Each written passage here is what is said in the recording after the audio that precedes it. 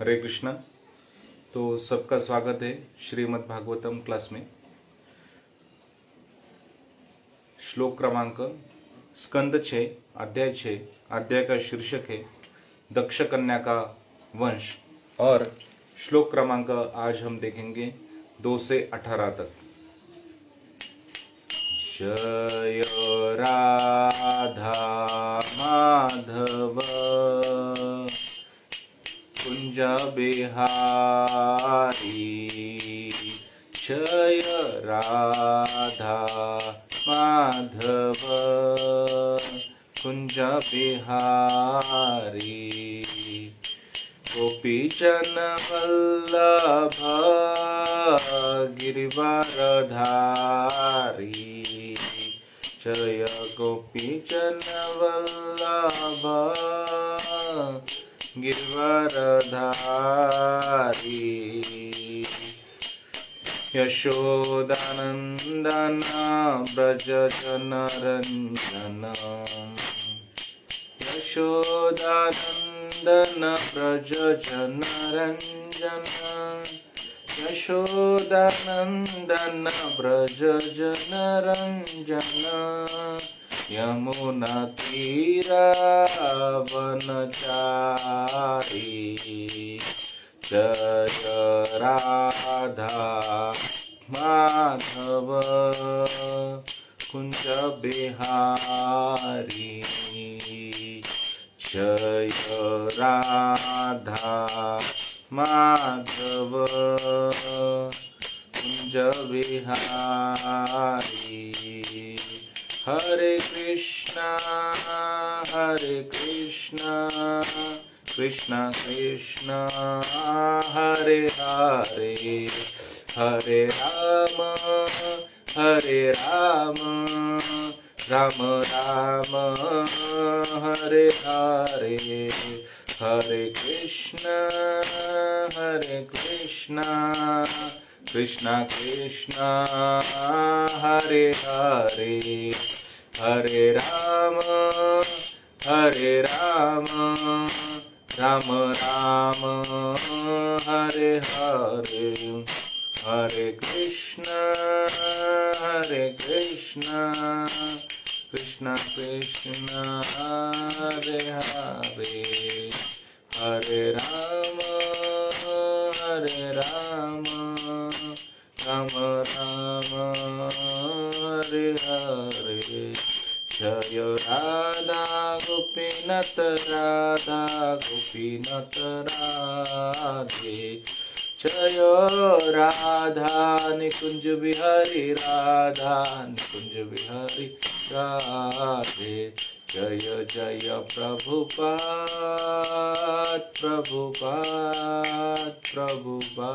जय जय प्रभुपाद।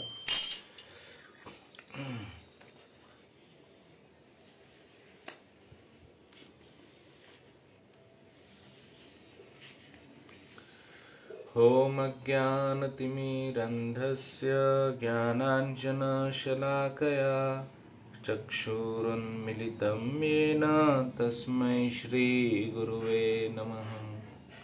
श्रीचैतन्यमनोभीष्टं स्थापितं येन भूतले स्वयं रूप कदा मह्यं ददाति स्वपदान्तिकम्।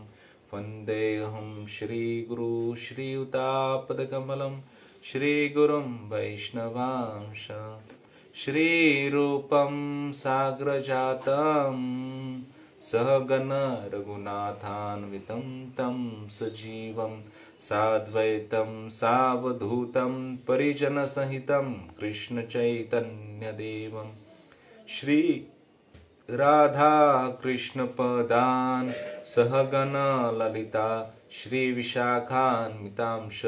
नमः ओं विष्णुपदाय कृष्ण पृष्ठाय भूतले श्रीमते भक्तिवेदांत स्वामी निति नामिने।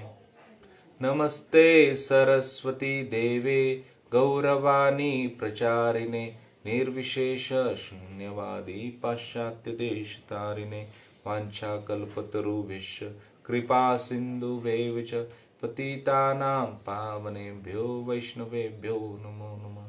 जय श्री कृष्ण चैतन्य प्रभु नित्यानंद, श्री अद्वैत गदाधर श्रीवासादि गौर भक्त वृंद। हरे कृष्णा कृष्णा कृष्णा हरे हरे, हरे राम राम राम हरे हरे।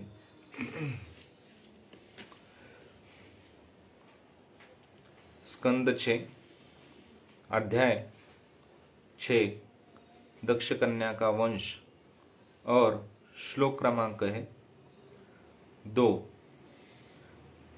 श्लोक क्रमांक 2 से 17 तक तात्पर्य नहीं है, तो हम श्लोक और उसका भाषांतर पढ़ेंगे।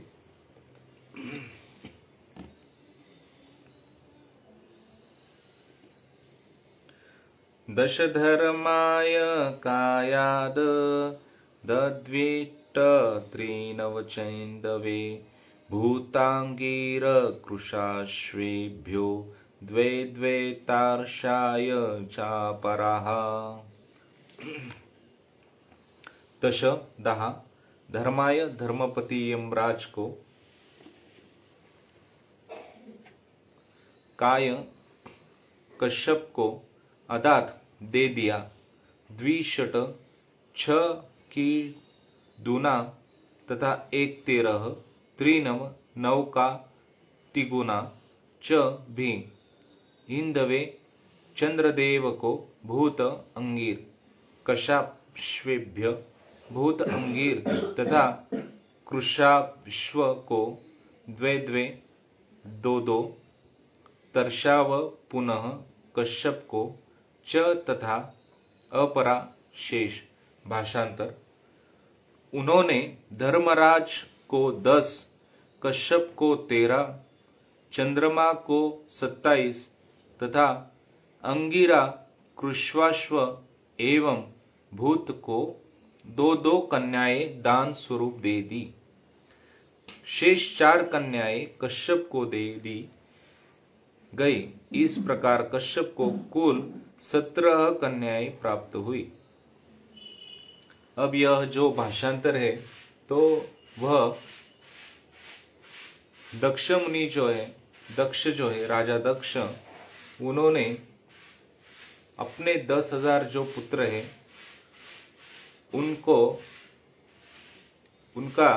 उन्होंने वैराग्य स्वीकार कर भगवान की भक्ति कर भगवत धाम वापस गए। उसके बाद में उन्होंने जो संतति उत्पन्न की, उनके बारे में यह 2 श्लोक क्रमांक 2 से 17 तक दिया हुआ है। तो यहाँ पर बताया गया है कि उनके कितने कन्याएं किस किस को दी गई। अब हम आगे पढ़ेंगे श्लोक क्रमांक 3, जिसको भी तात्पर्य नहीं है। नामधेयान्य मुषां त्वं सापत्यानां च मये शृणु, यासां प्रसूति प्रसवै लोका आपूरितास्त्रयः। भाषांतर। अब मुझसे इन समस्त कन्याओं तथा उनके वंशजों के नाम सुनो, जिनसे ये 3 लोक पूरित है। अगला श्लोक, श्लोक क्रमांक 4। भानुर्लंबा ककुद्या मीर्विश्वासाध्वा मरुत्वती, वसुर्मुहूर्ता संकल्पा धर्मपत्य सुताक्षुनो। मरुस्ववित, वसु, मुहूर्ता तथा संकल्पा, अब उनके पुत्र के नाम सुनो। श्लोक अगला 5 क्रमांक का श्लोक। भानुस्तो देव ऋषभ इंद्रसेनस्ततो नृप, विद्योत आसिल्ल बायास्ततशस्तन इत्वतः। भाषांतर। हे राजन, भानु के गर्भ से देव ऋषभ नामक एक पुत्र उत्पन्न हुआ, जिसके इंद्रसेन नाम का एक पुत्र हुआ। लंबा के गर्भ से विद्युत नाम का पुत्र उत्पन्न हुआ, जिसने समस्त बादलों को जन्म दिया। अगला श्लोक, श्लोक क्रमांक 6। कुकुदः संकटस्तस्य किकटस्तनयो यतः भुवो दुर्गानियामेयः स्वर्गो नंदिस्ततो भवत। भाषांतर। कुकत के गर्भ से संकट नाम का पुत्र हुआ, जिसके पुत्र का नाम किकट था। किकट से दुर्गा नामक देवतागण हुए। यामी के पुत्र का नाम स्वर्ग था, जिससे नंदी नाम का पुत्र उत्पन्न हुआ। अगला श्लोक, श्लोक क्रमांक 7।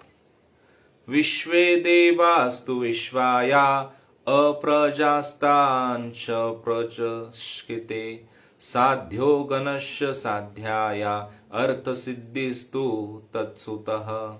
भाषांतर। विश्वा के पुत्र विश्वदेव हुए, जिनके कोई संतान नहीं थी। साध्या के गर्भ से साध्यगण हुए, जिनके पुत्र का नाम अर्थ सिद्धि था। अगला श्लोक, श्लोक क्रमांक 8। मरुत्वांश जयन्तश्च मरुत्वया बभूवतुः जयन्ता वासुदेवांश उपेन्द्र इति यं विदुः। भाषांतर। मुरुत्वती के गर्भ से मुरुत्वान तथा जयंत नामक 2 पुत्रों ने जन्म दिया। जयंत भगवान वासुदेव के अंश है और उपेंद्र कहे जाते हैं। श्लोक अगला 9 नंबर।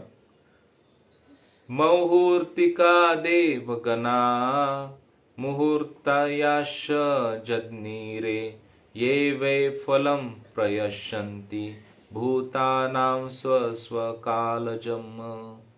भाषांतर। मुहूर्ता के गर्भ से मुहूर्त गण नामक देवताओं ने जन्म ग्रहण किया। ये देवता अपने अपने कालों में जीवात्माओं को उनके कर्मों का फल प्रदान करने वाले हैं। श्लोक क्रमांक 11, 10 और 11। संकल्पायास्तु संकल्प काम संकल्पज स्मृतः वसवोष्टवसो पुत्रास्तेषां नामानि मे शृणु। द्रोण प्राणो ध्रुवोर्को ग्निदोषो वास्तु विभा वसुः द्रोणस्याभिमतेः पत्न्या हर्ष शोक भयादयः। संकल्पाक्य का पुत्र संकल्प कहलाया, जिससे काम की उत्पत्ति हुई। वसु के पुत्र अष्टवसु कहलाए, उनके नाम सुनो।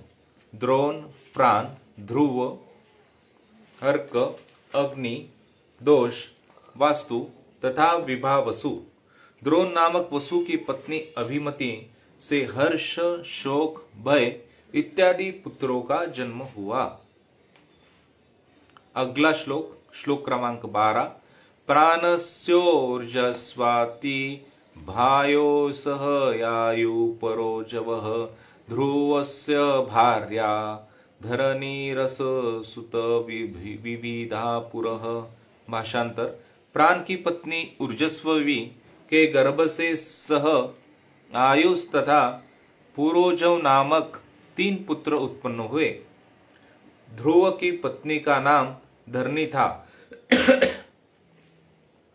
जिसके गर्भ से विभिन्न नगरों की उत्पत्ति हुई। अगला श्लोक, श्लोक क्रमांक 13। अर्कस्य वासना भार्या पुत्रास्तर्षाद्यः स्मृताः अग्निर्भार्या वसोर्धारा पुत्रा द्रवीणकादयः। भाषांतर। अर्क की पत्नी वासना के गर्भ से कई पुत्र उत्पन्न हुए, जिनमें तर्ष प्रमुख था।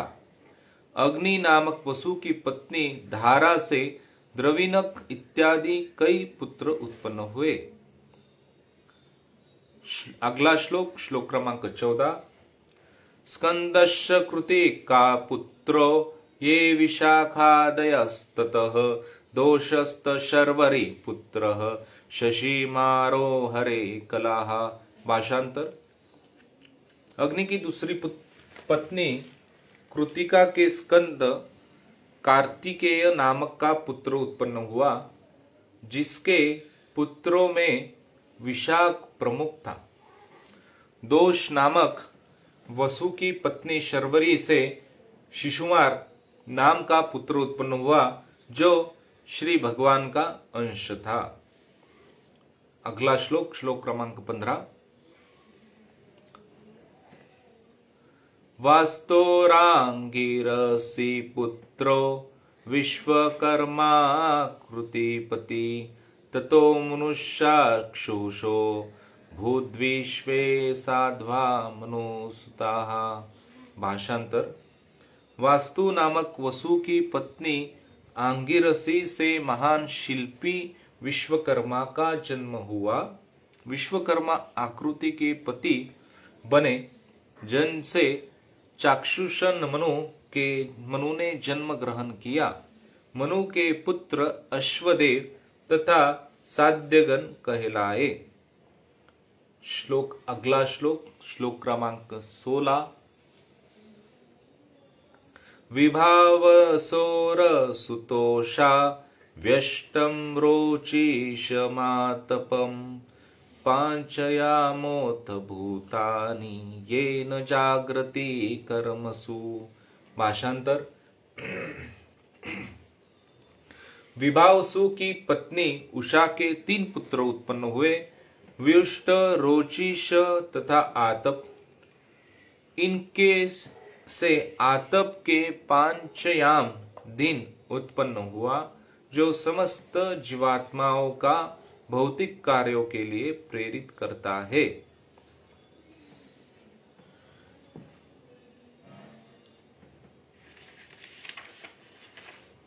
अब अगला श्लोक 2 श्लोक है, एकत्र है। श्लोक क्रमांक 17 और 18। सरूपासुत भूतस्य भार्या द्रुद्रांश कोटिशः रैवतोजो भवा भीमो वाम उग्र वृषा कपिः। अज्वेक पादहिर्बन्ध्वो बहुरूपो महानिति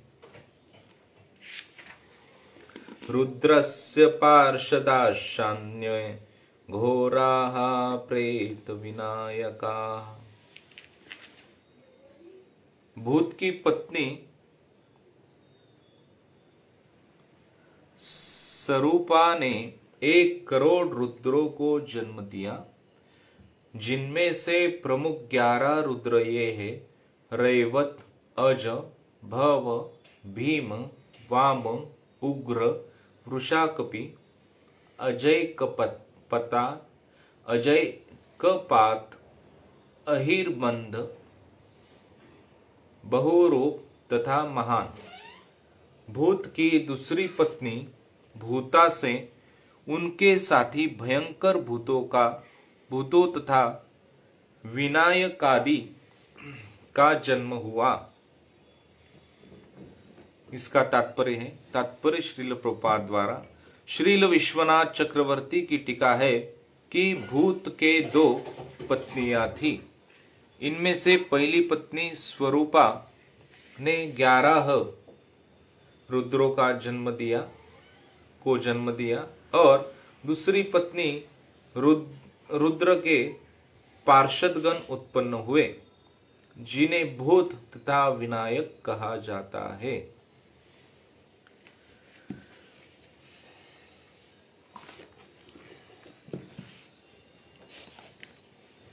हरे कृष्णा। तो हमने आज जो है श्लोक क्रमांक 2 से 18 तक उन श्लोकों के तात्पर्य नहीं थे, सिर्फ भाषांतर था, वह हमने पढ़ा। पिछले अध्याय में हमने देखा कि राजा दक्ष जो है वह प्रचेता के पुत्र है और उन्होंने पर्वत पे जाके बहुत कड़ी तपस्या की थी और फिर तपस्या करने के बाद भगवान विष्णु जो है वह प्रसन्न हुए और भगवान विष्णु प्रसन्न होने के पश्चात उन्होंने हंस गुह्य जो प्रार्थना है वह प्रार्थनाएं उनको उनकी स्तुति की, वह प्रार्थनाओं से उनकी स्तुति की। तो यह हंस गुह्य प्रार्थना भगवान का एक नाम जो है वह हंस भी है, वह नाम उनके गुण से उन्हें मिला है।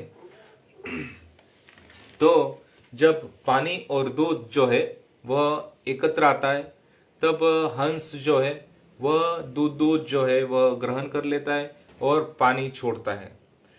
वैसे ही भगवान जो है, भगवान की सृष्टि में माया और आध्यात्मिकता यह जो है वह दोनों भी एक साथ है, लेकिन भक्त जो है वह भगवान की भक्ति का स्वीकार करता है और वह माया के बंधन में नहीं पड़ता। तो दक्ष राजा जो था वह दक्ष राजा की पत्नी पांचजनी, उनसे उनको 10,000 पुत्र जिन्हें हरिवैश्य कहा जाता है वह पुत्र उत्पन्न। उन्होंने वह संतति उत्पन्न करने से पहले जीवन की शुद्धि करने के लिए उन्होंने तप करने के लिए एक स्थान चुना। वह स्थान सिंधु नदी के तट पर था। वह नारायण सरस नाम का तालाब था। वहां पर वह कड़ी तपस्या करने लगे। वहां पर वो हर रोज उन्हें स्वीकार करना है और उनकी वह प्रबल इच्छा देखकर भगवान ने नारद मुनि जो है उन्हें वहां पर भेजा। तो नारद मुनि ने देखा कि यह सब 10,000 पुत्र जो है वह कड़ी तपस्या कर। वह श्लोक नारद मुनि ने 4 श्लोक बताए।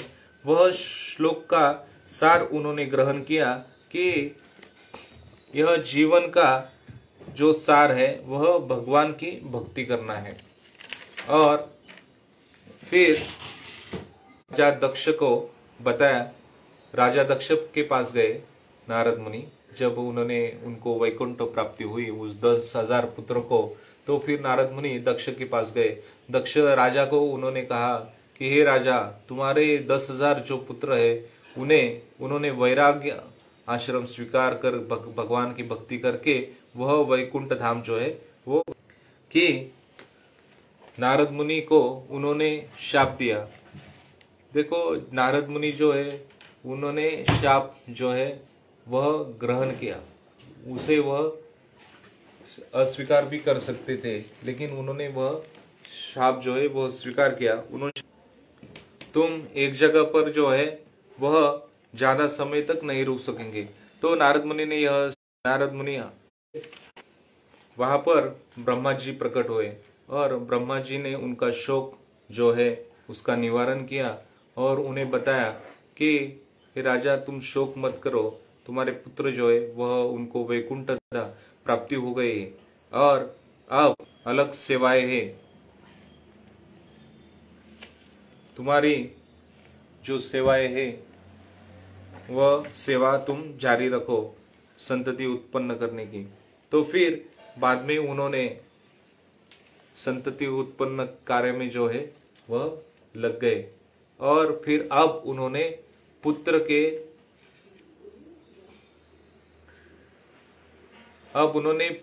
की उत्पत्ति जो है वह नहीं की, बल्कि उन्होंने कन्याएं पुत्री को जो है वह उनकी उत्पत्ति की, क्योंकि उन्हें पिछली बार का अनुभव था कि पुत्र जो है वह संन्यास आश्रम जो है वह स्वीकार कर लेंगे, लेकिन शास्त्र में जो कन्याएं उनको संन्यास आश्रम स्वीकार करने की अनुमति नहीं है।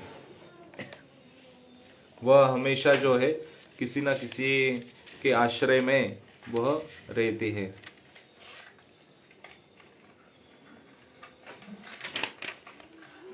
तो उन्होंने राजा दक्ष ने अपनी सेवा जो है वह जारी रखी और फिर उन्होंने अनेक कन्याओं को जो है वह जन्म दिया। और हमने अभी देखा कि श्लोक क्रमांक 2 से 18 तक उनका वंश जो है राजा दक्ष की कन्याओं का वंश, कन्याएं किसको उनका विवाह हुआ और उनसे कौन कौन से जो पुत्र पुत्री जो है वह प्राप्त हुए, वह जो है वह सब इन श्लोकों में भाषांतर में दिया गया हुआ है। तो हम देखते हैं कि नारद मुनि जो है उन्होंने भगवान का जो ज्ञान है, भगवत भक्ति का ज्ञान, जो कि अलग अलग मार्ग है, ध्यान योग, हठ योग, तो उनमें से जो है भक्ति योग जो है वह सबसे श्रेष्ठ मार्ग है। उनका ज्ञान नारद मुनि ने उन 10,000 पुत्रों को दिया था और वह ज्ञान स्वीकार करके उन्होंने उस तपस्या की और भगवान को प्राप्त कर लिया। वैसे ही शास्त्र में उदाहरण आता है कि नारद मुनि जो है वह प्रहलाद महाराज जो है उनको भी उनको भी ज्ञान जो है वह देते हैं।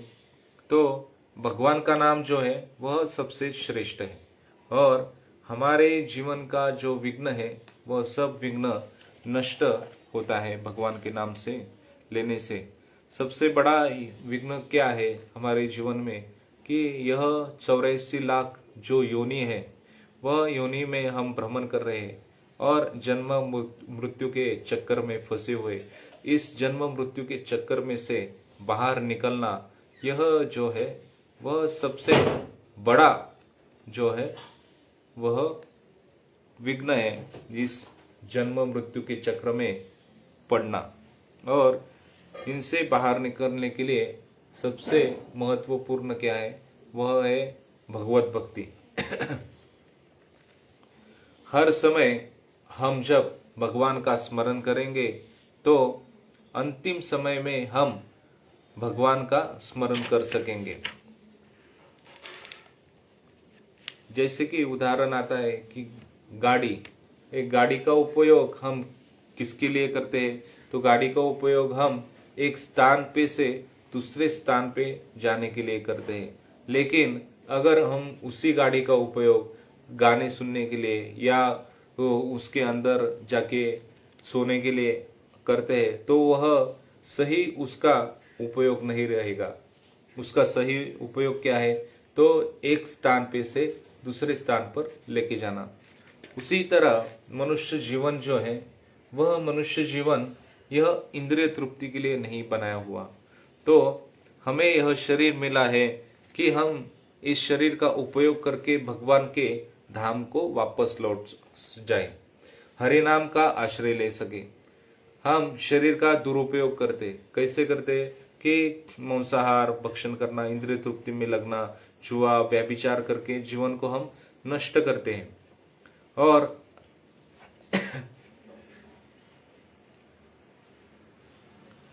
अगर हम भगवान का स्मरण हमारे पूर्ण जीवन में करते हैं तो अंतिम समय में भी हमें जो है वह भगवान का स्मरण करने में कष्ट नहीं होगा।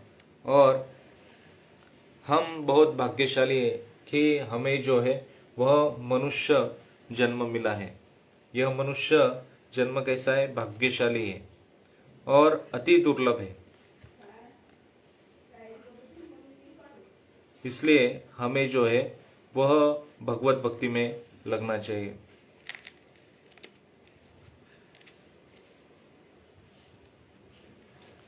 अलग अलग प्रकार के मनुष्य है भाग्यशाली, दुर्भागी और अति दुर्भाग्यशाली। भाग्यशाली व्यक्ति जो है वह भगवान की भक्ति में लगता है, और दुर्भागी व्यक्ति जो है जिसे मालूम ही नहीं कि भगवत भक्ति क्या है। और अति दुर्भाग्यशाली व्यक्ति वह है कि भगवत भक्ति में पहले लगा हुआ था, लेकिन अब भगवान की भक्ति का गंभीरता से वह स्वीकार नहीं करता है। तो इसके उपलक्ष्य में एक उदाहरण आता है कि नारद मुनि का ही, वह कैलाश और नारद मुनि।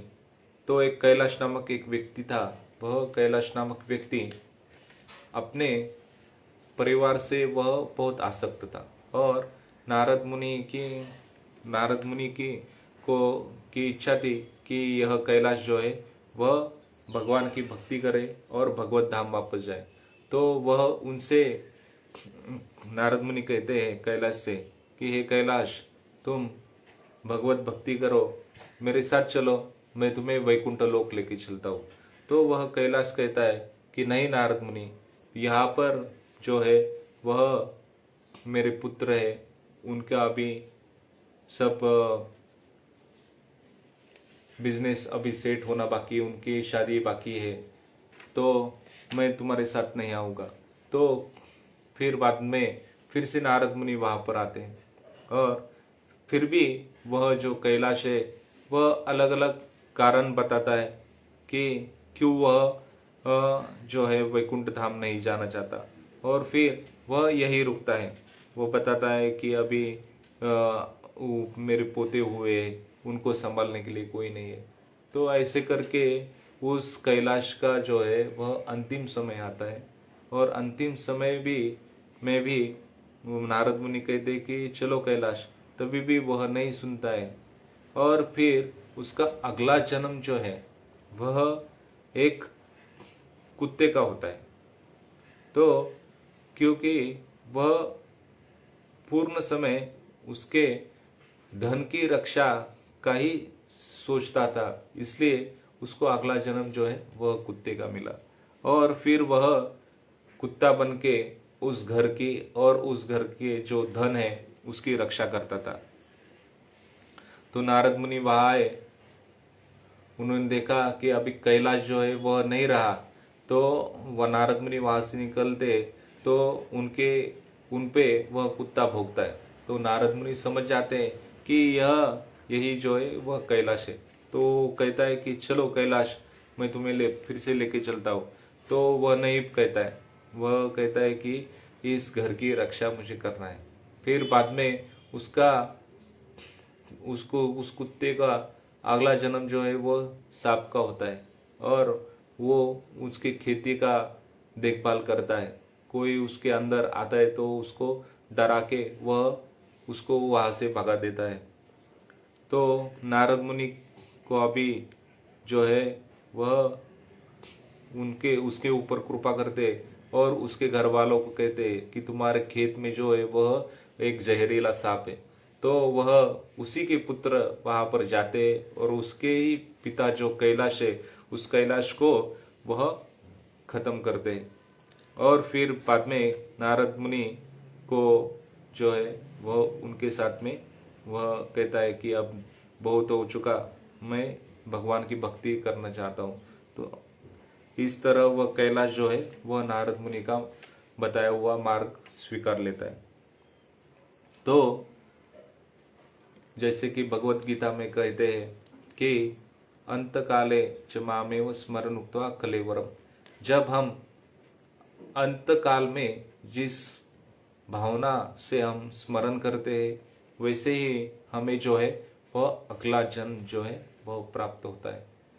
वैसे ही कैलाश ने जो है वह स्मरण किया, लेकिन उसने जीवन भर कौन सा स्मरण किया? भगवान का नहीं स्मरण किया, भगवान के नाम का स्मरण नहीं किया, भक्तों का संग नहीं किया। सिर्फ उसने उसका परिवार की सुरक्षा और उसके परिवार का धन ज्यादा से ज्यादा अर्जित कैसे किया जाए उस पे ही उसने ध्यान दिया। और फिर बाद में वह अलग अलग योनि में जो है वह भटकता रहा। जैसे कि हमने अभी कहा कि इस 84 लाख योनि जो है उसमें से बाहर निकलना ही इस मनुष्य जन्म का जो है वो ध्येय है। लेकिन अगर हम वह ध्येय जो है उसके बारे में नहीं गंभीरता से लेते, इस मनुष्य जीवन को हम गंभीरता से नहीं लेते, तो हमारा अगला जन्म जो है वह कुत्ते या बिल्ली का रहेगा। तो इस बारे में प्रभुपाद एक अपने प्रवचन में उदाहरण बहुत बार उदाहरण देते हैं कि एक बहुत सुशिक्षित व्यक्ति और एक जहाज चलाने वाला, नाव चलाने वाला व्यक्ति, उसका उदाहरण देते हैं। तो प्रभुपाद कहते हैं कि वेस्ट बंगाल जो है, उस वेस्ट बंगाल में बहुत सारी नदियां हैं और वो बहुत सारी नदियां हैं और लोगों को इस तट से उस तट पर जाने के लिए जो है वह नाव का उपयोग करना होता है। तो कलकत्ता से एक बहुत पढ़ा लिखा हुआ, अच्छा नौकरी पे रहा हुआ एक आदमी जो है वहाँ वो आता है और एक बोटमन के, एक नावी के जहाज में वह बैठता है, नाव में बैठता है और उससे वह कहता है कि तुम कितने पढ़े लिखे हो? तो वह कहता है मैं पढ़ा लिखा नहीं हूँ। तो वह कहता है कि तुम एस्ट्रोनॉमी जो है वह जानते हो क्या? वो बोलता है नहीं, मैं नहीं जानता। तो वो कहता है कि तुम्हारा जीवन जो है वह 25% जो है वो व्यर्थ गया। तो फिर अगला प्रश्न करता है कि तुम इस जियोलॉजी, इस धरती, पानी, इसके बारे में कुछ जानते हो क्या? वह पुनः कहता है। तो वो कहता है कि तुम्हारा जीवन जो है वह 50% जो है वह व्यर्थ गया। तो ऐसे में जो है वह बादल जो है बहुत, वहां पर काले बादल आते हैं और बहुत घनी वर्षा जो है वह शुरू हो जाती है और फिर बाद में समुद्र जो है वह बहुत अपना भयावह रूप दिखाता है।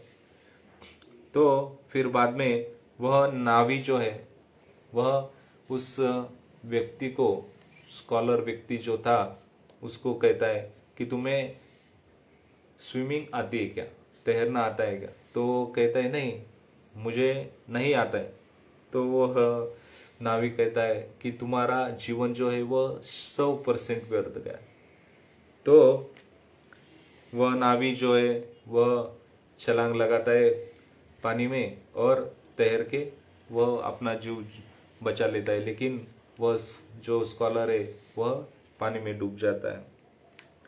तो कहने का तात्पर्य प्रभुपाद कहते हैं कि हम जो है वह इस भौतिक जगत में बहुत सारी शिक्षाएं जो है वह ग्रहण करते हैं, उसे ग्रहण भी करना चाहिए, लेकिन जो भगवत भक्ति है वह भगवत भक्ति को हमें गंभीरता से स्वीकार करना चाहिए। अगर हम भगवान को जो है वह इस सब भौतिक चीज़ों को भौतिक चीज़ों को ही समझने में हम हमारा जीवन लगा देते हैं और भगवान का नाम, भगवान की भक्ति में नहीं लगते, तो जब हमारा अंतिम समय आएगा तब हम अंतिम समय में हम जो है भगवान का नाम नहीं ले सकेंगे और हमारा 100% जो जीवन है वह उस व्यक्ति की तरह व्यर्थ जाएगा और अगले जीवन में हम वह एक किसी प्राणियों के शरीर में हमें जन्म मिलेगा। तो यहाँ पर हम रुकते हैं। हरे कृष्णा कृष्णा कृष्णा हरे हरे, हरे राम राम राम हरे हरे।